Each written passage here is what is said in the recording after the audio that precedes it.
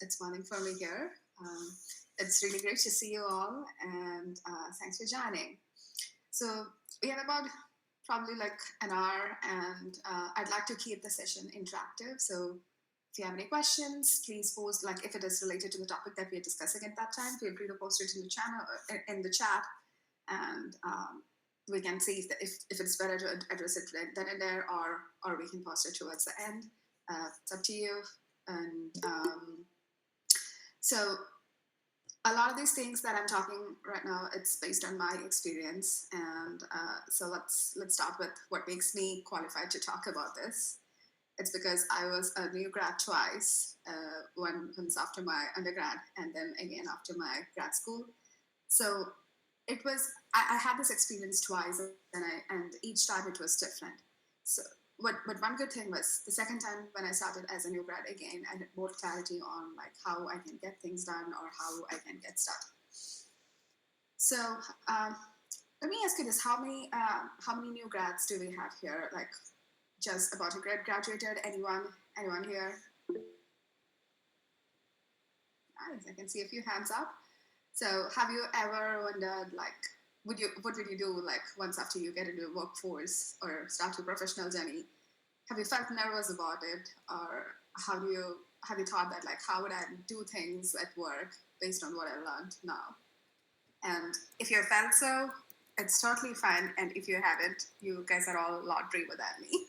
Because I remember the first time when I got my first job, I kept wondering like, what am I going to do once I join the company? Like, will I be able to do well with whatever textbook knowledge that I have?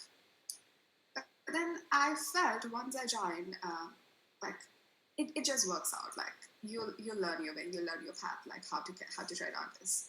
And uh, another truth is that you're not alone in this journey. You will have a lot of people to help you. You'll have your managers, you'll have your mentors, your onboarding buddies, random colleagues whom you thought like you might not even talk to with. There'll be a ton of people to help with you. So let's discuss all these things during this hour.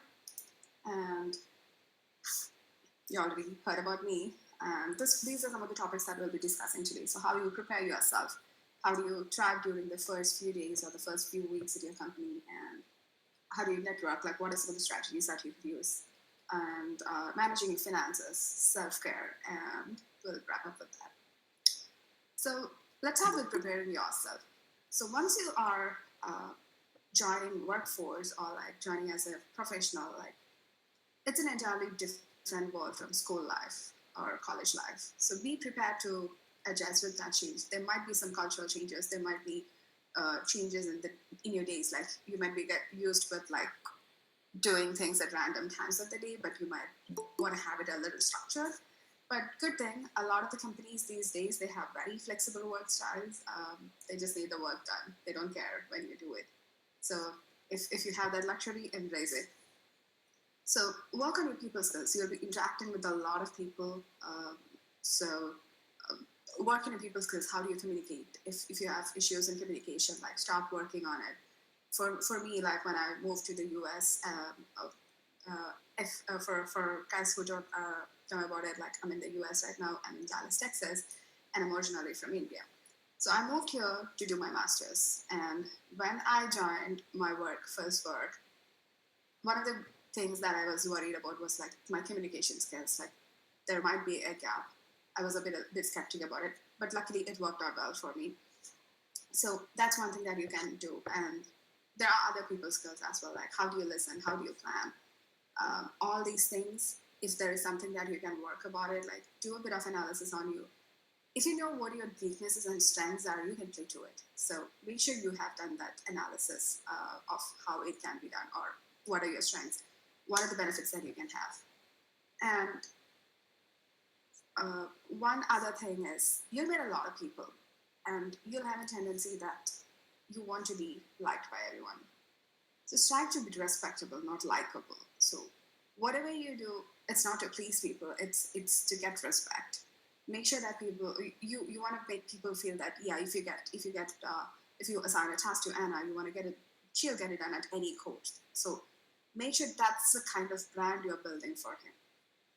And even if you are new grad, you're just joining the workforce, or if you are in an early career professional as well, you'll have a chance to talk to your manager before you join. Talk to them and see like what are the key things in your team, what are the tech stack. If you have some time to spend on it, learn new tech stack if it's very new to you, or ask your manager like what are the main things the team is working on. Try to learn about it so that once you hit the team, you already have an idea of like what is done. It might be a rough idea. It might not be very in depth, but you know what is happening there. So you'll be able to prepare yourself to the latest changes that is coming in. When your teammates are telling you like, "Hey, this is what we're working on," you'll be able to relate it a lot more. So your manager is the first person whom you can reach out to and get some direction on what you can learn or how you can prepare yourself. In all my roles, I've asked my manager before I joined, like, is there something that you'd like me to prepare ahead? A lot of the times you'll get the answer, yeah, these are the things that the team is working on, but do not feel pressurized. It's not mandatory that you have to learn.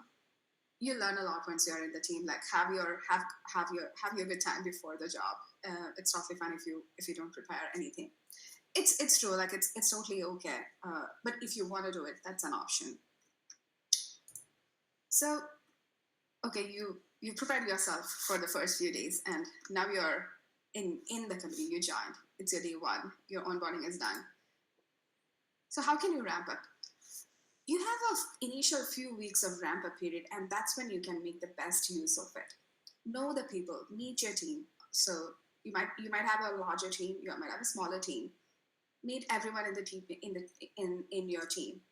Try one thing that I always do is like I try to schedule coffee chats, like 15 minutes coffee chats with each of the teammates to get to know them better. It will be like very random talk, like a water cooler chat. We'll be talking about like who you are, where you're from, what was the path so far, and then a little bit about like what they're working on right now, so that I get to know about the team and the work that is done. That helps a lot in building the rapport. Um, so the next time when you're in a meeting, you know at least one face that is familiar to you. You know a bit more than just their name, and that will also give you an idea of like how what is their work style, and in the team, like who makes the decisions, how does the team work, what are the team processes, and you can also with all these knowledge you can figure out like how you can make more contributions to the team, how you can be a key part of the team. And if you're in a tech role, if you're a developer, or like somebody who works hands-on, try to learn about the system architecture, like what is the team on, what are the features that the team on, or if it's a product, what product is the team on, what are the key components. Learning all these things will help you make your journey easier. And another way is to keep an eye out for the opportunities. So see if there is room for improvement for any of the features, or if there is if that might be something that you've worked in the past, and you know that yeah there is some room of improvement. You can talk to your manager. Hey, I did see this issue with the product. Do you think that is something that we can work on? Is that something already in the backlog? Is that being already worked on? So that will give your manager the idea that yeah you know some stuff. What are you good at? All these things. That's what matters in the long run. And building your brand, that starts from day one. The first day that you step your foot in the firm, that's when your brand building starts.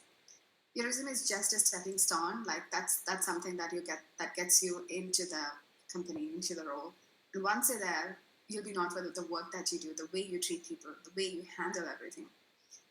So make sure you're speaking for yourself and others when needed. Um, Sometimes, like you might be in a meeting and you feel like that something that you already know about, or something that you're confident to talk about. Talk about it. Do not keep quiet. Very often that happens. As a new grad, you think like when you express opinion, it might be a dumb opinion, and then you keep quiet, and somebody else in the next few minutes says the same thing, and they get uploaded.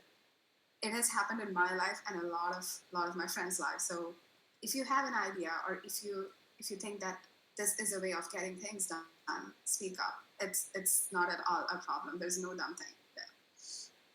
And one other thing is, do not say too many yes and too many no's. Find a balance between that. You might you might get a lot of asks like, can you work on this? Can you work on that? You can't tell no to everything, but you definitely have to say yes to some stuff. But then make sure that you're not getting overloaded. Like there might be times when you feel that, yeah, let me grab this opportunity. It's a cool thing to pull product to work on. And if you say too many yes of that kind of opportunities, you might feel overwhelmed and you won't be at the best in any of the things that you do. Instead, focus on one or a few things that you can do the best and show your potential and capacity and work on it. Show that these are the best things that you could do. And as a new grad, one thing that always works out for a lot of people, and for me especially, was learning from others. Watch and learn how others work. What are their work style? For example, if you're a new grad, you don't know like how the team culture is. You don't know how the team works. So when you see somebody doing something, ask them about it, learn from it, and that's a good way to do it. And you are the driver of your career path. You are responsible for it. Once you're in the team, have a conversation with your manager.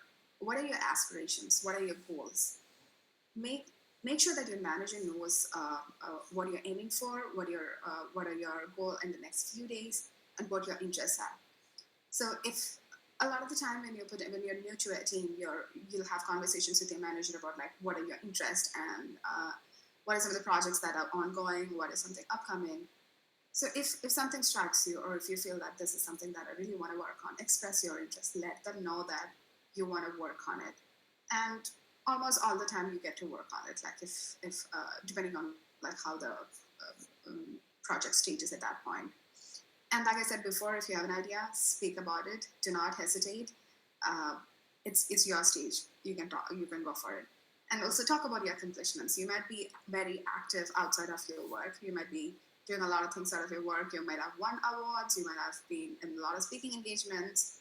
Talk about it. Let your manager know that, yeah, this is you. And that gives you, that actually builds your credibility. That is a key part of your success in the new role.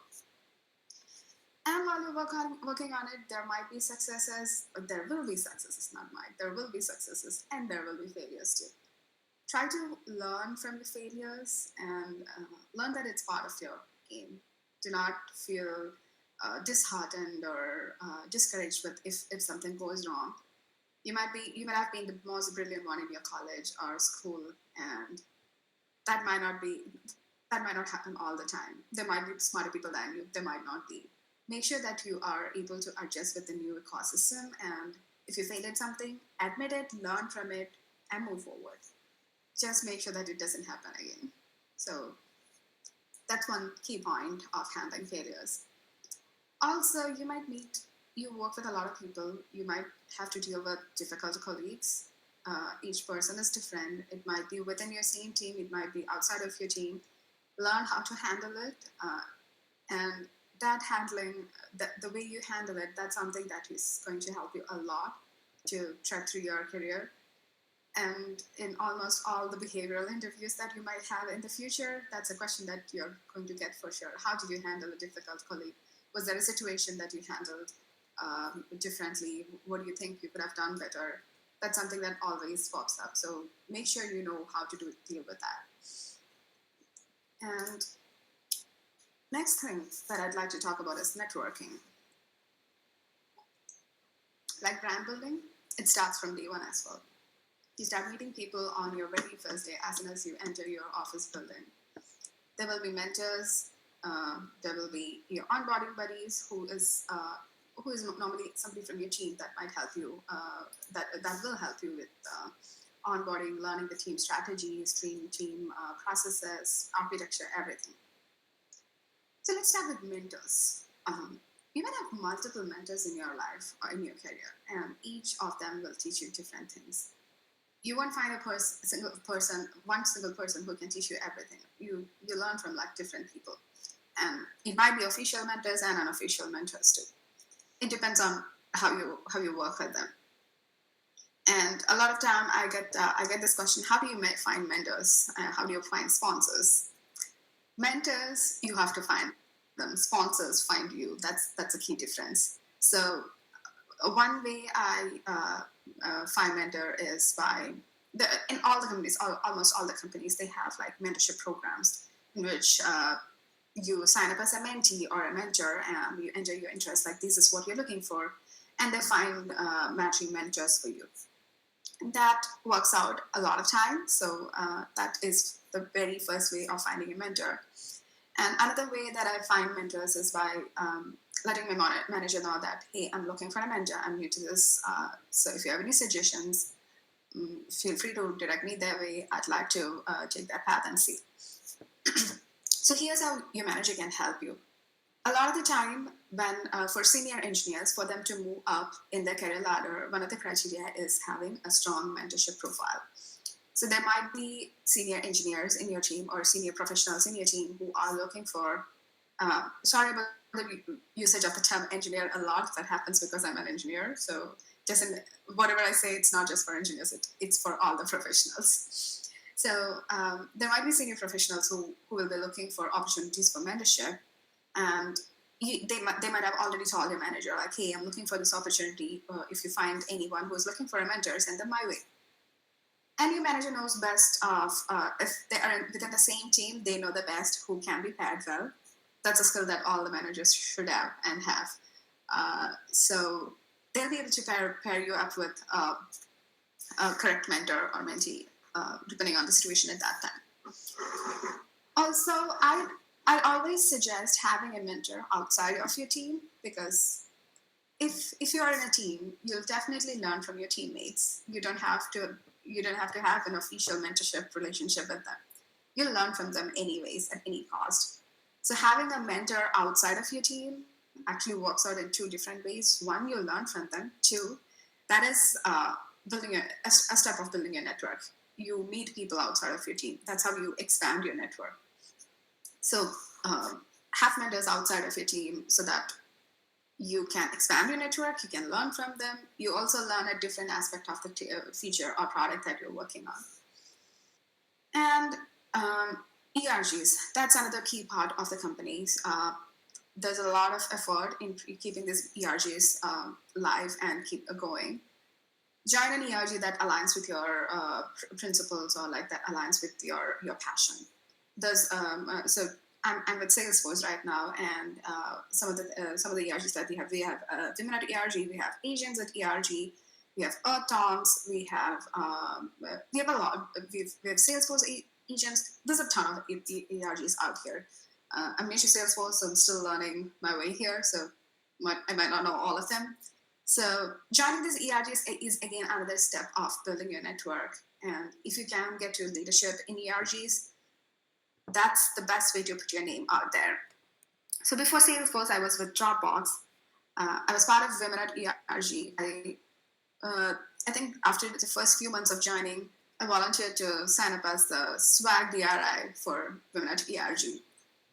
So even though I was just responsible for swags for the ERG, I did more than that. I started hosting sessions, working with others to conduct events and getting the feedback, sharing with them, tried to promote the events, brought in a lot of ideas on like how we can improve the strategies or whatever we have at that point. So I started as a swag DRI, and the next year I was the North America lead for Women at ERG at Dropbox. So that gave me a brand name across the company. A lot of people knew me by then. I had a huge network even outside of my immediate team. So that's one way of building network. That was one of my ways of building network. I was doing something that I was passionate about. I was doing something that I was enjoying, and at the same time building my brand and network. Also, social events. It's a key part of a lot of the companies. They have a lot of focus and funding on those events. Attend those events. When I say attend those events, don't just stand at one corner like sometimes I do, because, yeah, I don't know who to talk to. Go out and speak to people, meet them. That's when you meet people outside of your team, outside of your org. You never know whom you meet.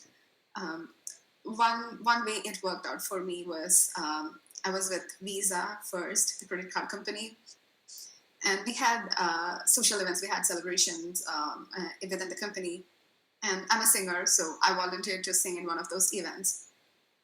And we had people from within the company itself playing instruments. And once I was there for the practice, I learned that our keyboardist was a senior director in the company. Our guitarist was somebody at the same ranking at the VP level or something. So that's the type of people whom I was meeting when I just went for a social event, having fun there. And when I walk to the hallway, I just see them, and then I say hi to them. My colleagues were like, "Oh, you already know them. Like, how do you do that?" So that actually gives me a lot of confidence. And then I introduce them. Hey, this is this person. She works on this particular people. So you're building your network, not just your network. You're also building your friends' network, your colleagues' network also. So you never know whom you meet or how it plays to advantage, or like what you learn from them. So make sure to use all the opportunities to network. And also, apart from all the fun and networking that's happening there, you have something that's coming up towards the year end, your annual review process. So one way I use this network is asking them like, how do you strategize your annual review process? How do you present yourself? I learned from N different organizations and people so that I know all these strategies, especially when I'm new to work, when I'm new to a team. Each company has different way of annual review. So it's it's not my network is not aimed on that, but that's something that I do to learn from them. So again, that's another advantage of networking. And all these things are within your company, and there is something that you definitely have a life outside of your company too. Like Anna and I are involved in women Techmakers. Get engaged in something outside of your work. That builds you a broader network outside of your company. Sometimes you might want to leave for another job, so that's when all this network outside of your company plays. You might get referrals from like a lot of people whom you haven't even seen. Looking for this job. Is there anybody who can help me ramp up with the interview process or get me a referral? You find random people helping you there. So that's why you need the network outside of your company as well. And one of the way that it played out for me is for my company events, I brought in speakers from my external network. So it's a win-win in both the situations. So we talked about networking, we talked about thriving in our initial days. Let's talk a little bit about managing our finances. And I know a lot of the people are a bit hesitant to talk about money. But I just want to briefly touch on that topic. So when you transition from a student to a professional, you are earning a lot more than your part-time job. You have a lot of money coming to your hand, like when you think in that way. Sometimes you might be used with that. But when you get your first salary, you'll have a lot of things in mind. You want to do this, you want to do that, you want to get this one, you might want to buy a new car.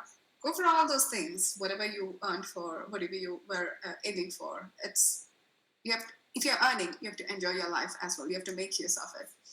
Go for all those things, but have a budget. Make sure that you're not spending more than what you're earning. I've seen a lot of folks like this. They tell me that, hey, yeah, I got this job. I'm gonna buy this brand new car, or I'm gonna do all these things, and then after 2 months, they'll be like, yeah, it was a big excitement in the beginning when I got my first salary, but now I don't know how to manage all these things. So that's why you need a budget. You can go for whatever you want. You can have all the fun. You can go for all the party, all the trips. You should go for all those things. I'm a person who believes that if you're making money or if you're earning, that's for you to enjoy, not just to keep saving the whole money. But you also need to save a little bit for the rainy days. You never know what happens. That's why you need a budget. Stick to your budget. Try to stick to your budget. Sometimes you might go a little over. Sometimes you might go a little under. That's okay. But you have to have a rough idea of like how much you could spend on what you're spending, so that you know like where your money goes. Sometimes you'll be wondering like, yeah, I earned n thousand of money, and then like where did it go? I don't know. So that's where the budget and expensing plays. Also, maximize your company benefits. By company benefits, some of them are the main ones are ESPP and 401k. So ESPP is Employee Stock Purchase Program, and not all the companies have ESPP program. So basically, what ESPP is, you can buy your company stocks for probably 10 or 15% less than less than the market price, and also that is tax free. That is tax free deduction because it's removed from your salary before you get it, like before all tax deductions. So that was a huge part of my savings when I initially started. I used to save in all the companies that I worked for where they had ESPP. I used to set aside like 10% of my salary for that, and it was just growing there. That was not the money that was coming to my hands, and I never saw that money, so it was just growing by itself there. And it did help me in a lot of situations when I wanted to spend on buying a house or buying a car. It actually that's the fund that I actually used for it. And then there is 401k. Anna, is it 401k itself in Europe, or is it a different one? The pension money. Sorry, Donna, it was question to me? Yeah, so is the pension fund that is there, is it 401k or is it a different type of name that you have? You're not sure? No, it's because Jolene asking. That's why I asked. Okay, okay, It's answer that's on your question. No worries, no worries. Yeah, so there is a pension. There is one part of the aspect of your compensation is your 401k, which is your pension money, like that you save for your after retirement life. So a lot of the companies, they match whatever you put to your pension money. So the first company that I worked for, they used to 2x match whatever I add to my pension fund. So I was very new to the professional life, and I was like, no, I don't care about what happens after my retirement. I never put money to it for the first 1 year of my life there. And then, like the last 6 months, somebody told me, like, yeah, you should go for it. You should add in money. Like that is free 2x money. That means if I put $100 there, my company is putting $200, which becomes the $300. So that's straight away $200 without any effort. Why don't you do in that? And and then I started putting money to my pension fund, and my company was matching. And fortunately or unfortunately, I moved to a different company within 6 months after I started. But a huge part of my pension fund is the money that came from that 6 months when my company was 2x matching. So make sure you learn all those company benefits. Talk to your team. That's when you need that. That's what you use in your ramp-up period. All the companies, I believe, they during their onboarding time, they talk about like what the company benefits, all these things, because they want you to know what the benefits are and make the best use of it. And another way is like when you talk to your teammates, if you have any more questions that you didn't want to ask in the broader onboarding meeting, you can ask your teammates, you can ask your manager, or anybody, any friend of yours in the company. Go ask them how to use it. For example, like here at Salesforce, we have internet reimbursement because a lot of us are working from home. We get our internet reimbursed. Some of them get our phones reimbursed. So make sure you use those benefits, learn about those benefits, and it's all part of your compensation package. Do not leave it. And like I said at the beginning, be mindful of what you're spending, but enjoy your life as well. Go on trips with your friends. Treat yourself with something that you always wanted.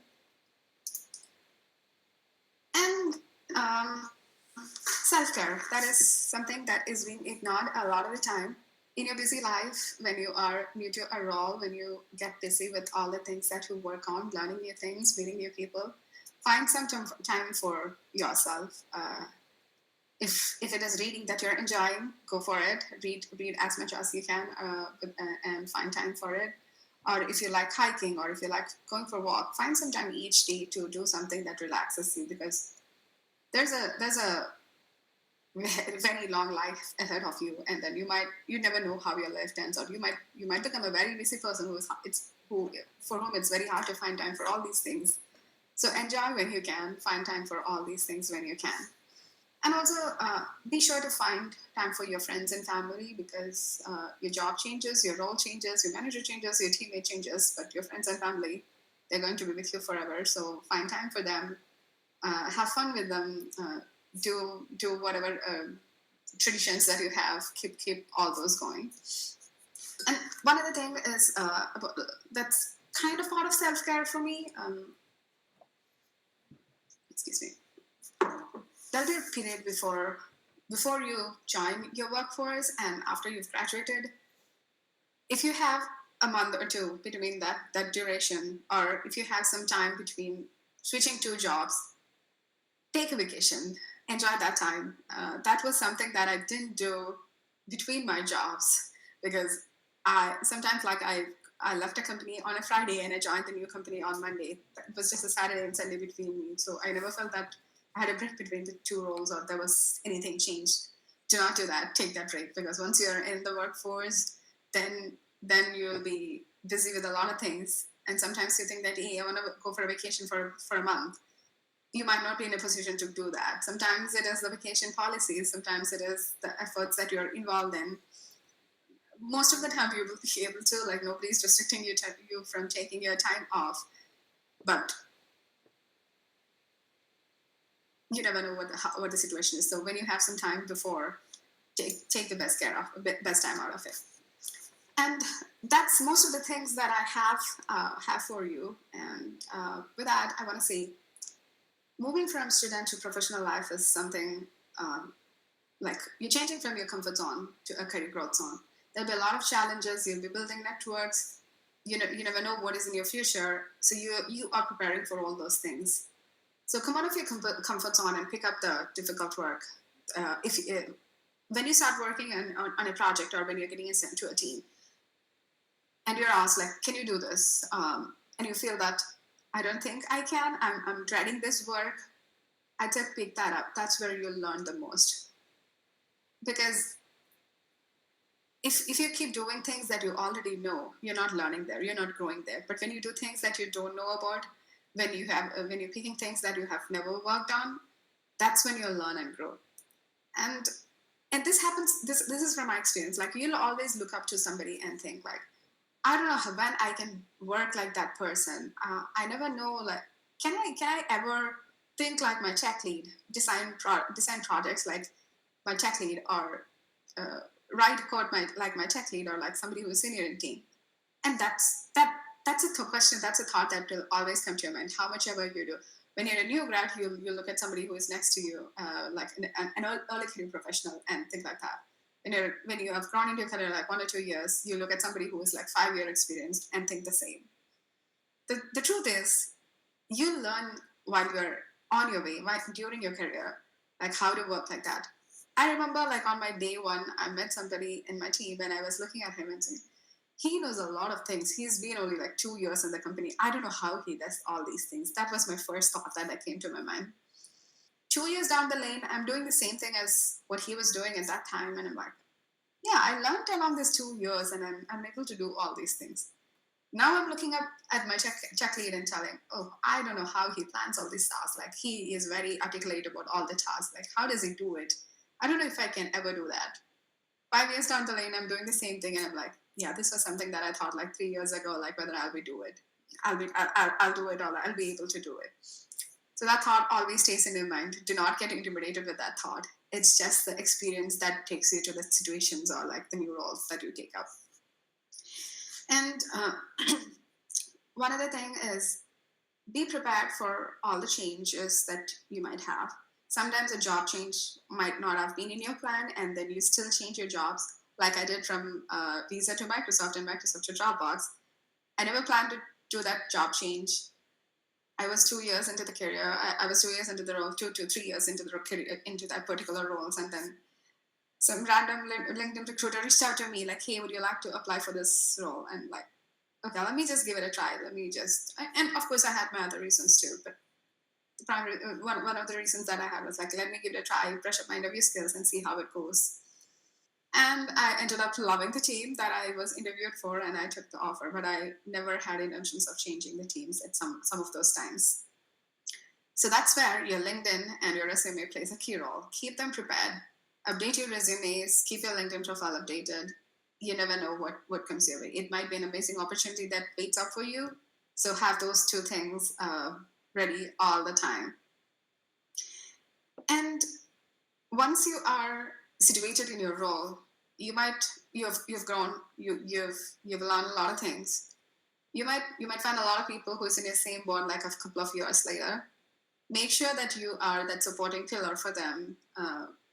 Give them some room of growth. Do not think that, why don't these kids know all these things, because they're just new grads. They don't know all these things. So once you are in a position that you are able to direct any new grads or early career professionals, empathize with them, because you know that you were in that same boat a couple of years ago. So try to help them. Be a support system. Be a part of the support system. They need all the help once you're there, and you'll know that once you're in the workforce and then it's your day one. Make sure that you do not forget that day one when you see another new grad who comes after you. And you may change your professions in the future, and you might need a different skill set. Everything that you learn is part of that skill building journey. So make each day a learning day, a journey to your to your future. Learn as much as you can, have as much as fun you can at work, and enjoy what you do. And if you feel that this is something that you're not enjoying, that's the time when you have to think, okay, this might not be the thing that you want to do. There might be something else that you really enjoy doing. That find whatever it is and enjoy that. And with that, I'd like to open the floor for any Q&A.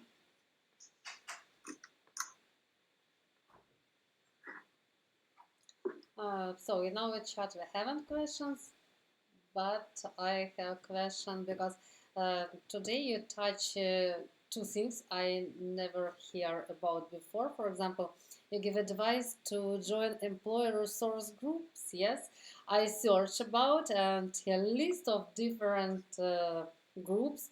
So maybe you can give advice how to choose and what kind of opportunity it can give. So it's something as volunteering role, yes? I understand Yeah. correctly. But volunteering exactly in, for example, as developer, you can search for the opportunity for developers, yes? As designer for designers, or I understand wrong. Mm-hmm. Yeah. So it depends on the, so ERGs mostly it is not, it would be something outside of your, ERG stands for Employee Resource Group. So ERGs is not based on the profession or the trade that you're in. Like it will be mostly based on your ethnicity or something that you can relate to. For example, like for women, there are women ERGs, and Asians have Asian ERGs, and there are Black engineers ERGs, and something else that we have is Hispanic ERGs. There's a lot. I'd say like a lot of the ERGs. There's a lot of focus on ethnicity and gender sometimes, but there will be also some of the companies, they might have also a different take on ERG, like how they want to structure it. Sometimes it might be focused on sales, and there will be other groups focused on engineering or designing or product roles. Like there might be other groups, but a lot of the times they're not branded as ERGs. That might be some groups. It might be just a Slack channel that's out there. So that's how ERGs works in a lot of the companies. And in terms of excuse me. In terms of how you get involved in it, a lot of the times they do have yearly recruitment to yearly or like every 2 years or something. They'll be recruiting people for their leadership team. They might want people as a treasurer, president, secretary, or any other roles. Like I said, Dropbox had swag DRI, who handles all that swags, and there will be even coordinators. So when they put out that opportunities, like they'll publish it in all the channels possible, so that every people know that, and try to sign up for any of the roles that you might want to do. I wouldn't suggest going for a president role on day one, because you never know, there's a huge responsibility. at first I thought, okay, it might be just fun and not a lot of responsibility. But once I got into it, I came to know that there's a lot of things that these folks do for the team and the company, or the members. Planning an event, a company-wide event, it's not a small thing. It's a huge effort. I realized it when I did it once, and so sign up for those. Another way is it might be some social event that they are hosting. Go attend the event. Talk to the key people. They'll so whoever is making some announcements, that's one of the key people. So go talk to them if you want to learn more. So that's one other way you can get involved. So great, thanks. And we have a question from Lucas. What are your 3 best tips for soft hand skills, specifically in the engineering domain? So so the best 3 tips for soft and hard skills. So if it is engineering domain, one thing that I always do is ask them what is the tech stack, especially the language in which they code. Uh, if it's a software engineering role, or what is the main tool that they're using. And if it's something totally unfamiliar to me, I spend some time learning that. For example, when I joined Salesforce, I work for Slack, the team specific, if it's a specific team, and they use Hacklang, which is used by Facebook and Slack, and maybe a bunch of few other companies whom I'm not familiar with. There's not a ton of resources out there to learn about it. But my manager assured me that there's a lot within the company. So, but still, I spend some time on learning Hack, so that if I see a line of code, it's not completely new to me. At least I'm at least able to figure out like what this does or what this means. So that's one way. And sometimes there might be things that you always wanted to learn in terms of you learn something in the college, you just know a brief idea of what it is, and your team is heavily focused on that. Whatever the topic might be, try to learn something, read articles, or even books, videos, all those things that can help you. And if we talk in terms of soft skills, I know a couple of my friends they had some trouble in like talking out loud in wider groups. They signed up for local community groups in which something like Toastmasters. So they did Toastmasters is, I'm not sure like how wide they are. Like Toastmasters is a group in which you could just go talk to them, build your communication skills. You can present your topics. You can talk about it. I haven't been to, but I just have the idea of like what others told you. It's a good way to build your communication skills. You're talking to a random group of people whom you don't know from the beginning. So that helps you build your confidence, and also your communication skills. That comes in handy when you're in a work setting, when you go to when you go to your workplace, and then you are skeptic to talk to people. You've already done that in the past. You've talked to random people. It's going to help you in your career.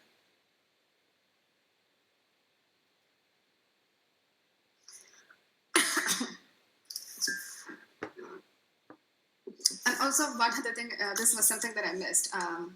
When you're in a company, they might have all hands meetings, which is a term that was commonly used in a lot of companies that I work for. That's just that's a company meeting where they'll talk about like what are the strategies moving forward. They might have it every quarterly. Try to attend those meetings because you learn about the company strategy, like not just your team strategy. You learn more about the company-wide strategies. And when you are a familiar face in all those meetings, like people start recognizing you as well. So they'll know that you are passionate about your growth and the company's growth.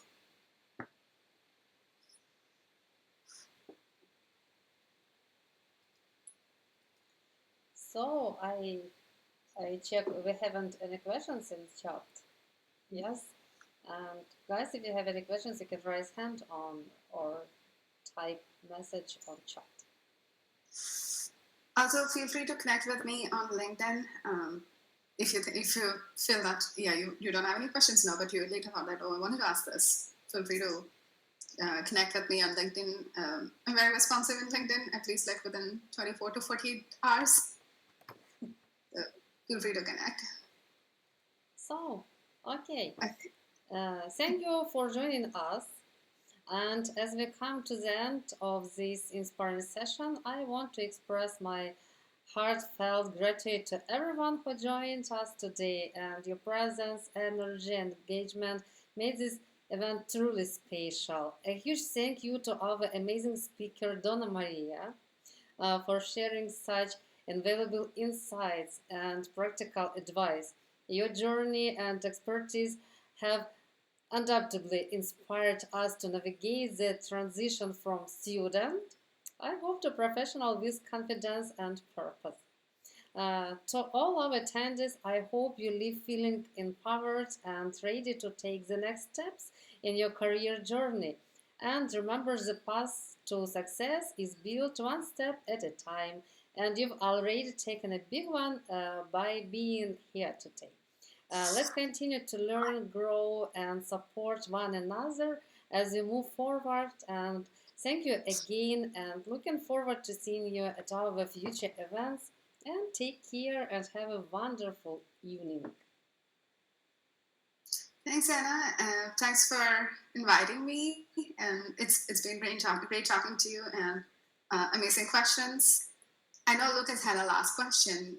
If we have time, I'd like to address